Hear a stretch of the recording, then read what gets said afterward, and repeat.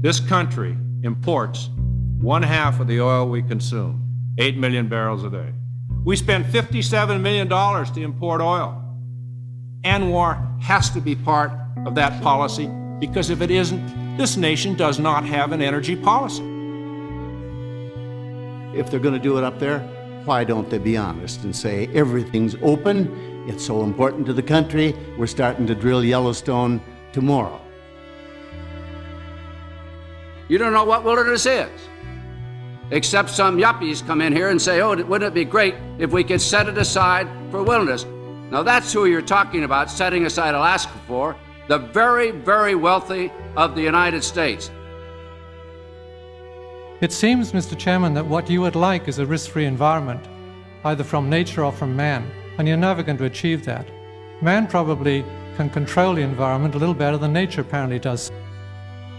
It is unfortunate that we're still having this discussion about whether to develop the 1002 area in Alaska. And I know what I'm talking about. The Arctic Plain is really nothing. You say it's not the heart. It is not the heart. It is not the heart. But the reality is this area should be drilled. I've been fighting this battle for 39 years. We've got a battle in front of us. The fight is on, and we are not backing down. You environmentalists always portray this ANWR out there as beautiful as Colorado with the mountains and everything and the vistas and this and that. But in actuality, what you are talking about is tundra, known in most parlance as wasteland. There's nothing out there. It's a virtual plain. As far as the eye can see, there's nothing out there.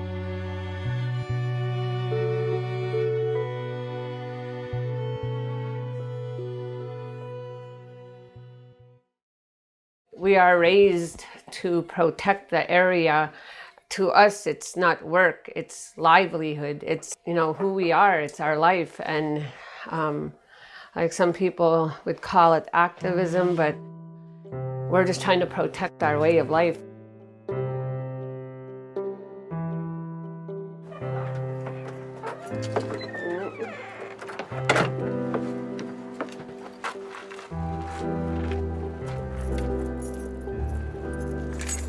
This is People magazine from 1989, and this is our traditional chief. Alaska's Gwich'in Indians have lived undisturbed for 10,000 years. Now America's energy needs threaten the tribe's survival. I went to a summit and they were all like, the Gwich'in been standing up to one of the biggest governments in the world for 28 years, and there's 8,000 of us.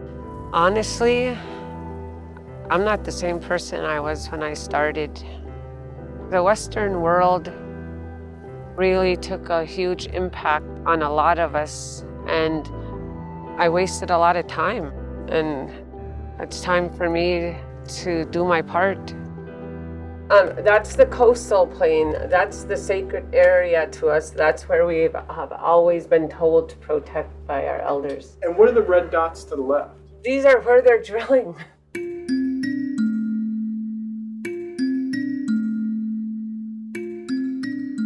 I don't know if people really understand the history of Alaska Native people with our government. I didn't speak Gwich'in growing up because my mother was hit for speaking it and she didn't think that it meant much. That generation was told to be ashamed of everything that makes us who we are, of our beliefs, of our language, of the way we eat and what we eat.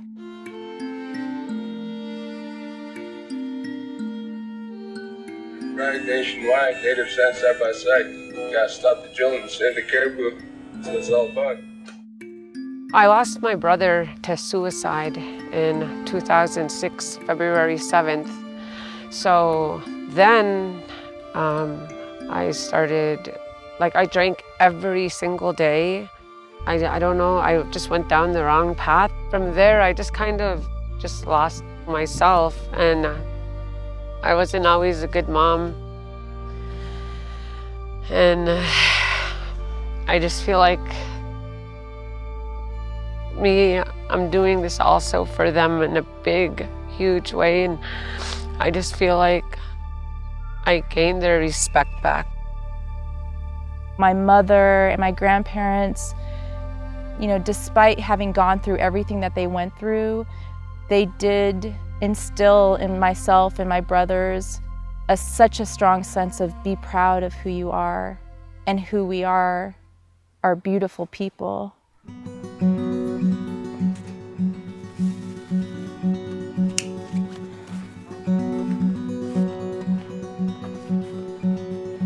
The Gwich'in gathering is that time that we as a Gwich'in nation get to unite and we get to address the issues that we're facing and to know that it's okay, you're going to fall down, but we're going to be here to help you stand back up.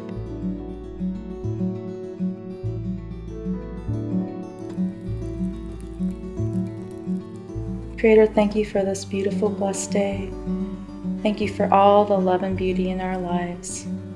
I just ask that you bless our travels and all of our relatives that are traveling by boat and by air, and that you bring a sense of peace and calm to us as we travel.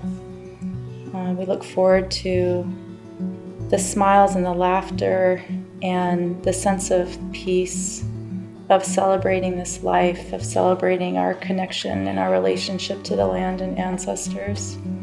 And we just ask that you alleviate any anxiousness or nervousness that we might have, to be present in the moment and to truly enjoy this experience of life.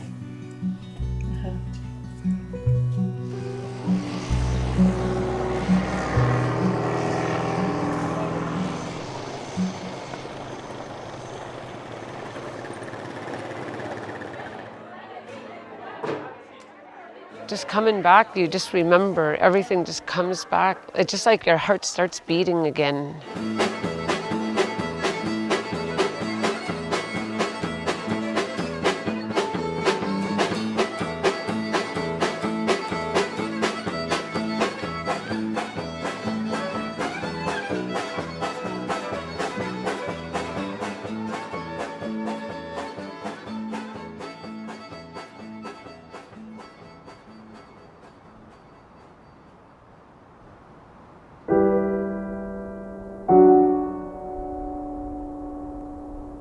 The Gwich'in nation came together in 1988, and our people hadn't gathered like that for over 100 years.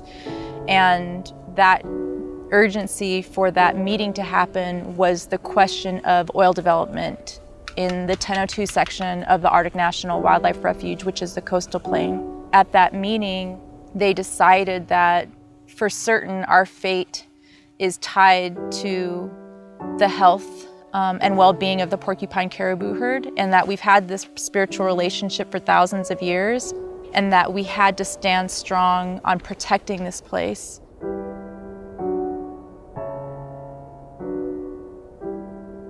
My name is Sarah James, and I'm a Gwich'in Athabascan from Arctic Village, Alaska. I'm here on behalf of all my Gwich'in people with the direction of our elders. For too many and too long, this has been an issue of environment versus energy, and no one wanted to hear about the Gwich'in. We used to be tucked away, way up north, in no man's land, until this threat of the development came to our attention, that we have to come forward and say this part of the world is special to us. We're always been here, never came from anywhere. We're not going anywhere, we're here to stay. We need people to go out and educate the world. We need to choose people right here, right now, that's going to do that for us.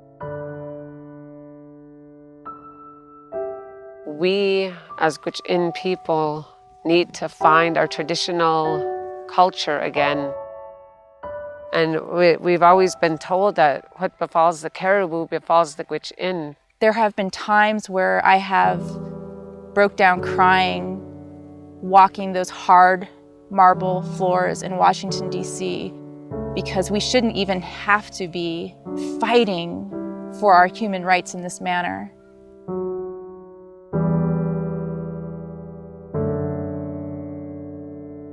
Our community very much depends upon that herd to this day, just as we have for thousands of years. And so it's a human rights issue. It's a food security issue for the Gwich'in communities, for the Gwich'in nation. And that is why we have been so forthright over a 30-year period of time now trying to protect this place. The porcupine caribou herd goes there to have their calving grounds. That's when their next generation comes. Every spring, the porcupine caribou go up there, and within a 2-week period of time, they're gonna have up to 40,000 calves on that area. And that's a miracle. That's a huge deal. And as a woman, I know what it's like to give birth, to bring another being into this world. And we need a refuge.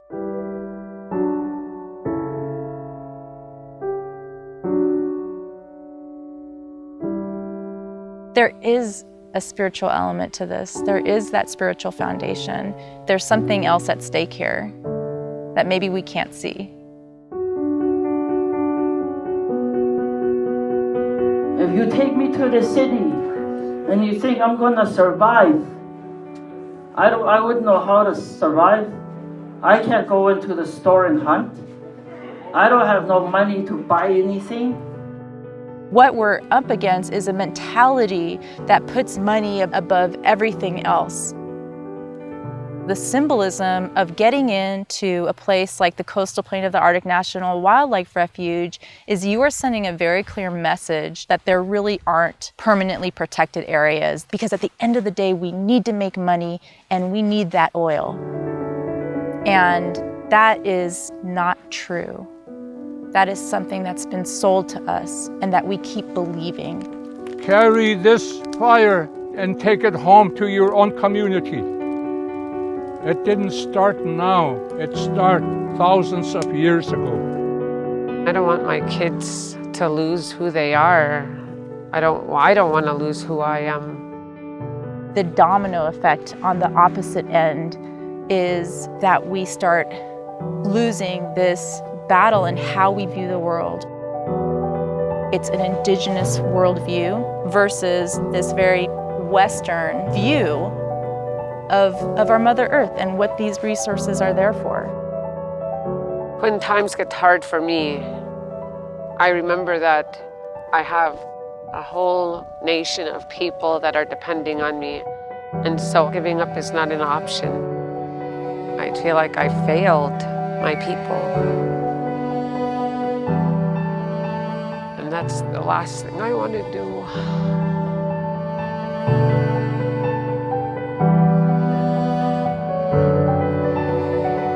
It's not always easy, like, it scares me, and I want to be able to tell my kids that I've done everything I could for them. I don't want them to ask me later on down years ahead when, you know, the drastic changes start happening, and they ask me, Mom, what did you do? When you could have done something, did you do anything? I want to be able to say yes.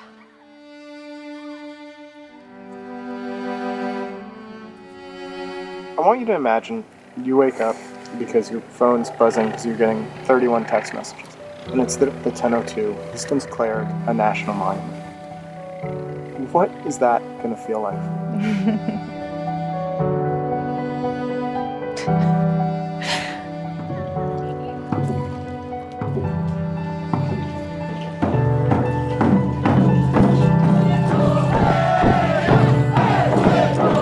The Gwich'in Nation from Alaska, the Yukon, and the Northwest Territories at the 14th Biannual Gwich'in Gathering hereby declare that we will come together in unity, strength, and leadership to address the issues facing our people.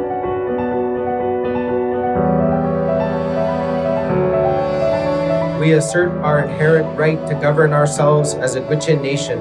We must stand strong in our identity, a foundation of which is the caribou.